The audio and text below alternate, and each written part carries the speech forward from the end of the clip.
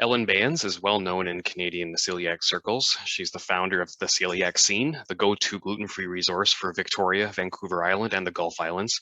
Ellen's a total expert on the challenges of gluten-free diet and how they can become the gateway to safe gluten-free dining. Ellen is past vice president, of the Victoria chapter of the Canadian Celiac Association. She's been featured in Gluten-Free Living, Allergic Living, and Delight Gluten-Free magazines. She's a frequent media commentator as she shares her enthusiasm for gluten-free living with restaurants and retailers and industry stakeholders that are keen to get gluten-free right. Ellen, it's lovely to see you again. Thank you very much, and please go ahead.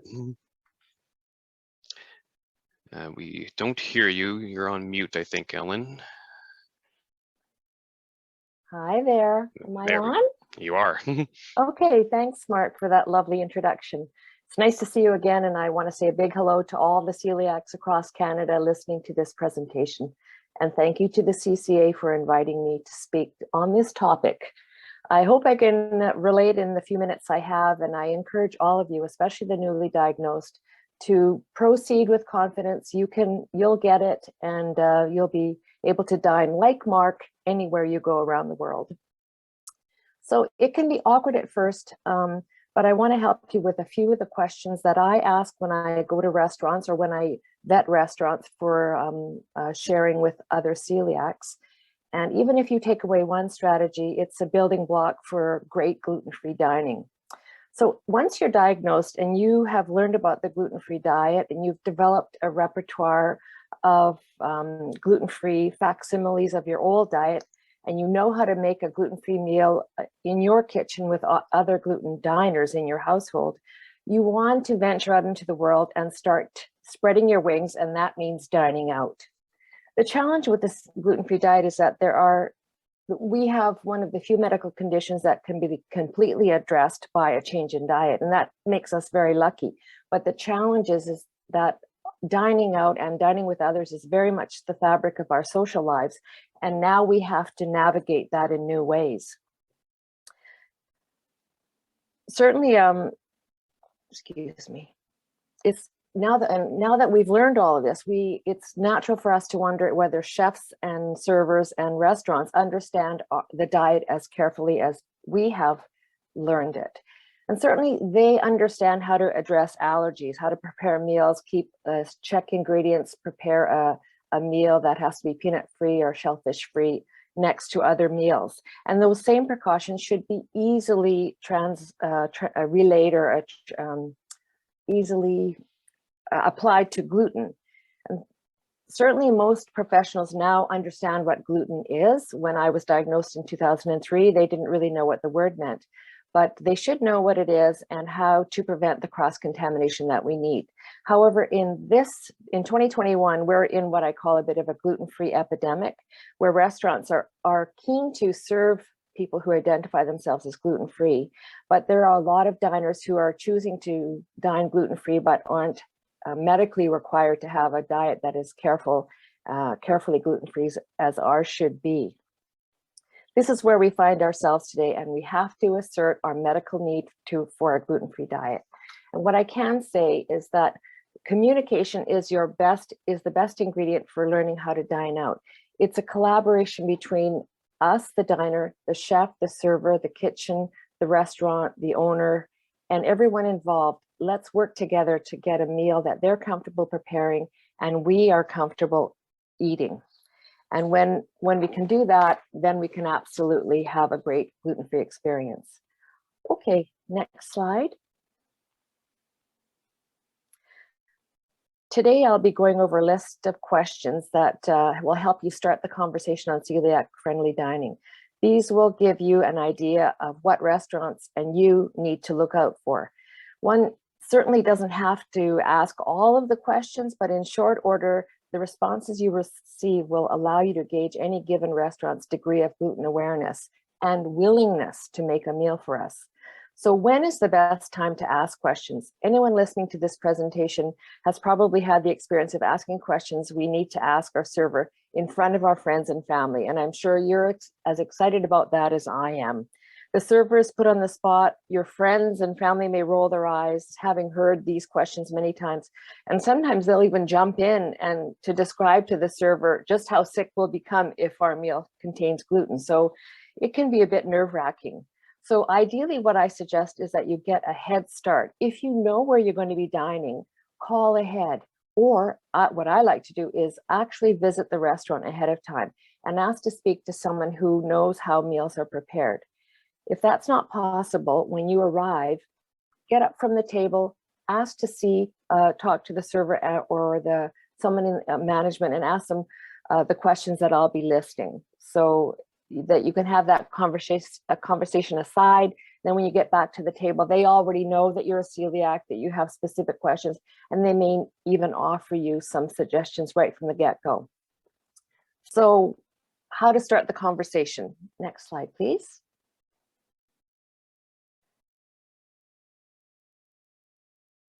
Your first question. I love to ask it in this just gentle way to the restaurant. Can you tell me about the meals that you recommend to diners who need to eat gluten-free? This opens up the arena of the conversation so that you're not saying, I'm a celiac, I need this, I need that. Just, it gives you a chance to let them tell you about what they are able to do. And that's the most important thing. We need to learn from them. They're not learning from us. Rather than, so at this point, they might respond and say, oh, we've got a menu that is 100% gluten-free, or our menu has gluten-free notations on it. You can just go through it and choose what you need. Or they can say that we can do just about any meal, just ask us and we can make adjustments. I like to ask too, how did they become aware of serving gluten-free? And once in a while, you'll find out that the owner or the server or someone on staff is a celiac and that they've guided the restaurant to meet our own needs. One restaurant in particular in Victoria, the owner is Italian, and his son was a celiac, diagnosed with a celiac, and he was determined that his restaurant would be safe for his son to dine at. Subsequently, the owner himself found out that he was a celiac, and he has changed his pizza restaurant to be gluten-free, except for the gluten pizzas that he creates in the back and tops in the back. So it can be a really encouraging experience to have someone on board at the restaurant who gets what we need. Keep in mind, though, that kitchens are very busy. The conditions can be cramped. The staff can be trained just to make the same meals over and over. So you may be asking the restaurant to do something that puts them out of their comfort zone. So I like to really ask the restaurant what it is that they can serve us with confidence. Now, on the flip side, the restaurant will probably ask you, well, are you a celiac? Is this an allergy, or is this just a lifestyle choice? And for me, I am completely comfortable answering that question. I want them to know that I am a celiac, and I'm okay saying that, and that my meal needs to be 100% gluten-free. And I like to look my server in the eye when I say that, because my health depends on their understanding. And I want to know that I have this connection with the person who is providing me with a medically advised meal. So it's a social situation, but we are, going to bat for our health. Diners who choose to eat gluten-free may not necessarily need the same care that we require. For them, it could be just simply asking that the bun be swapped from gluten to gluten-free, or that they replace the gluten pasta with gluten-free pasta. Then the restaurant knows that they don't have to clear the decks and take all the precautions that they need for us, that they can just more or less proceed as usual, but swap in the big gluten-free ingredients. It's fair. I feel it's fair to let the restaurant know what it is they're going to be doing, because to make our meals, as we know at our own homes, they have to be extra careful, and I appreciate that attention. Okay, I think the next slide. Now we start on the questions. And I should say that even if you're at a restaurant that is 100% gluten-free, or you're ordering off a gluten-free menu, or you're ordering the items on the menu that are listed as gluten-free, you must still ask the questions. There are so many variables on who you're talking to, if the restaurant is no longer considered 100% gluten-free, if the items are listed as gluten-free but actually contain gluten ingredients. Typically, the most common question is you'll find that common situations, items are listed as gluten-free, but they're prepared in a way that won't be safe for celiacs, as in the deep fryer, and we'll be getting to that.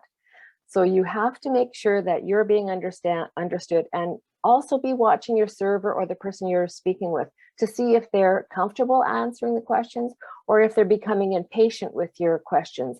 And that's a red flag. I found that restaurants who know how to serve us, have investigated how to do so, are really eager to share their procedures and how they've sourced gluten-free ingredients. You sometimes can't get them to stop. So I love that. So then I know I'm comfortable and I'm on the same page.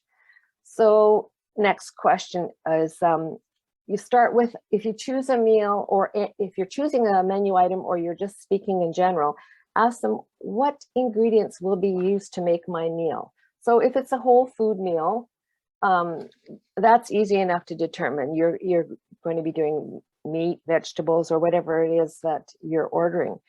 But when we get into the ingredients, that's where we know we have to read the labels and really understand that the food is gluten-free. And I want to know from the server or the person I'm speaking with, how do they know that the ingredient is gluten-free? Does it say gluten-free on the label? Or did they investigate on the product website that this is a gluten-free item? Or did they call the manufacturer? Like, what is their understanding? I had a fish and chips restaurant recently tell me that they have gluten-free batter and a gluten-free fryer. And I said, what is the batter made of? And she said, well, we get the flour from our supplier, which happens to be Cisco, one of the major suppliers here.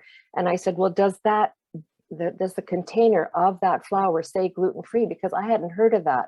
So she very kindly, this was done online, she very kindly sent me a picture of the flour that said gluten-free on it. So that's the kind of assurances that I was looking for. Again, you don't need to go to that length, but it's a way of starting the conversation to say, what are you building my meal from?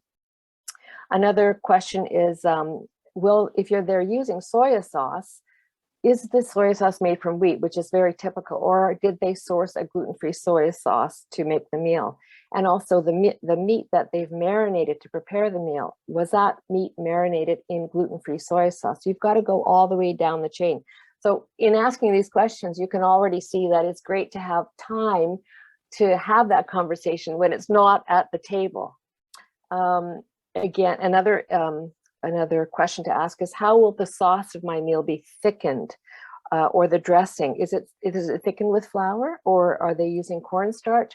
These are the kinds of questions that you've had to learn, and then you're just checking for their understanding too. Okay, next slide. The next question is asking about the procedures. If they're starting with gluten-free ingredients, that's a huge head start.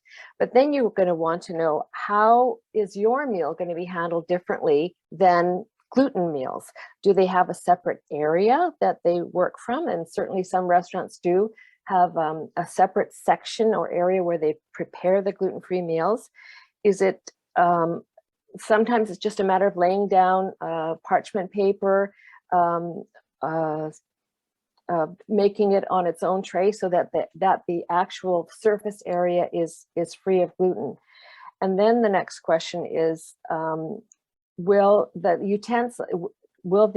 server be washing their hands when they are making the meal? And that's more than just putting on gloves. Are they actually making sure that their hands are free of gluten? Then the utensils, will all the cutlery, the bowls, chopping boards, pans, will they also be gluten-free? And I'm not just asking whether they're run through the dishwasher. Some things can really stick to pans, like oatmeal or pasta. And are these utensils really clean? Or better yet, are they dedicated? Do they only are they only used to prepare gluten-free food? One situation I ran into recently, a restaurant was offering gluten-free pasta, a new Italian restaurant. And I phoned the restaurant, happened to speak to the head chef, and I said, so in the gluten-free pasta you are using, and he gave me the brand name of the pasta. So that was assuring. And then I said, you have a separate pot to boil it in and a colander. And he said, well, no, our kitchen is too small. We use the same pot, the same water as gluten pasta, and we just sort of skim off the foam on the top and then put the gluten-free pasta in there. In this day and age, I was absolutely horrified that a restaurant professional would have such poor understanding of our needs. And that is certainly something I had to address immediately, and we'll talk about that afterwards. Also, you may want to ask if it's an environment where there's a lot of gluten flour in the air, as in a pizza place. We'll be talking about that later. Will they be changing their apron? You know how carefully you have to prepare your food at home, and you want to know whether those precautions will be taken. Another question that just popped up is, are other foods cooked in the same oil as gluten-free food? This is the deep fryer issue. And this is one that I'm sure the seasoned celiacs in the audience here know that we can be told that the deep fried oil will remove all trace of gluten, and that simply isn't the case. The deep fryers are set at 375 to 450 degrees, and that is not enough to eliminate the gluten in any given vat of oil. It has to be a dedicated deep fryer that never cooks anything that has gluten in it or seasoned with gluten. And also ask if it's the fries that you're having cooked in the deep fryer, have they been coated with gluten-containing ingredient? Those are really tough questions to ask, but this is a very common misconception that restaurateurs have, that our deep fryers can eliminate all gluten. The next issue is my food going to be cooked on a cooktop that also, on a grill that also cooks gluten-free, or that cooks with gluten? That's another issue. It's very common to have that big grill and they separate a section that is for gluten-free, or they clean it. I have reservations about that, and you certainly have to determine for yourself if you're comfortable for that. If it's possible, I'll ask that they cook my meal in a frying pan separately, or put aluminum foil down on the grill so that there is some kind of physical barrier between my meal and what may be residual gluten on the griller. Let me see if I've covered everything. Then the next one, this is quite typical, and this is often they dress gluten-free burgers and Subway buns and put toppings on our meals. And the issue is whether they reach into those bins, that the cheese, the tomatoes, pickles, coleslaw, with hands that touch a gluten bun or a gluten crust, reach into the bin, grab a few ingredients, and then top a gluten food with it. Then when my meal comes along, those ingredients have effectively been cross-contaminated with the hand that touched the gluten pizza, bun, etc. Even if they put on fresh gloves, that the bin and the ingredients is the common denominator where gluten can be transferred from a gluten bun into the bin and then onto my gluten-free bun. So this is a very difficult concept to explain to servers, because they say, well, we glove our hands, but it's not really that. If it's possible to ask them to please go back and get a fresh bin with fresh ingredients and top your meal with those ingredients. And this is particularly true of pizza restaurants as well. Lots of places will take the time to do that. Others will say, no, we just don't have the bandwidth to be able to take those kind of precautions. Then really be careful. Some restaurants here in Victoria have separate bins that are dedicated to topping gluten-free meals, and that's absolutely fantastic. Okay, I think we're on to the next slide. This is the communication part. It starts with when I look the server in the eye and say, I'm a celiac and I need 100% gluten-free meal. I want to know how, once the server understands my needs, how is he going to communicate that to the kitchen? Like, that is the chain of communication. And I need to know that it's going to be, there won't be a disconnect. Sometimes it's how they ring in the order. And then in the kitchen, they say allergy or gluten-free, celiac, something like that. I love to be identified like that. So I want the server to be able to tell me, I will tell the staff, or we have a system in place so that I know that it's not going to fall apart as soon as my server walks away from the table. And on the other side, when they bring the food to me, I want to know, is that meal gluten-free? Is this the gluten-free meal that I ordered? It has happened that I and a gluten eater have ordered the same meal, and the switch was made and I got the gluten meal and she got the gluten-free meal. So that is critically important. Okay, next slide. How am I doing for time, Mark? Pretty much we were hoping to start the Q&A now. So okay. the sooner you can finish, the better. Okay, all righty. Oh, I've got so much more to say. So ordering pizza. The thing about pizza restaurants is, can they really deliver on a gluten-free meal? Certainly they may have a gluten-free crust, but after that, all bets are off. If they're working with gluten flour in the restaurant, there is going to be gluten flour in the air, and when it settles on every surface. So not only do you have to worry about that, you've got the same considerations. Will my ingredients be gluten-free? Is the pepperoni gluten-free? How do they know? Will they be reaching in the ladle that tomato sauce that drags across gluten pizzas? Is that the same ladle and the same tomato sauce that's going to be dragged on my pizza? How do I know that the pizza they're giving me is gluten-free? How is it labeled? How is it communicated? All those things. But number one, pizza places are absolutely a challenge, and I'm very skeptical about their ability to deliver gluten-free when everything that they offer us is made in the context of wheat flour. And then finally, food delivery services.